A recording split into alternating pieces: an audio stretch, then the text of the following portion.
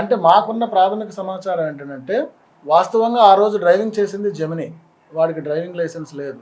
Gemini drive చేస్తుండగా అప్పుడు బాగా రద్దీ టైము, సుమారు సాయంత్రం 6:45 సర్వీస్ రోడ్లో వెళ్తున్నారు. అంటే గంజాయి ఉంది కాబట్టి మెయిన్ రోడ్లో వెళ్తే పోలీసుల వారి చెక్ ఉంటుంది. సర్వీస్ రోడ్లో వచ్చి వాళ్ళు గూగుల్ మ్యాప్ చూసుకుంటూ వెళ్తున్నారు. టొయోటా షోరూమ్కి వెళ్ళారు, గూగుల్ మ్యాప్ చూసుకుంటూ వస్తే ఓరోసి జంక్షన్ నుంచి హైవే ఎక్కిపోవచ్చు అని చెప్పి వాళ్ళ యొక్క ఆలోచన.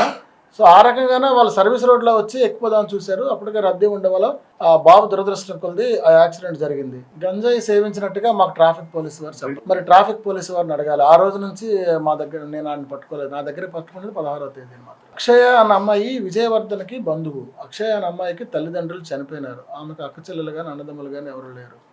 ఈ అమ్మాయి ఒంటరి.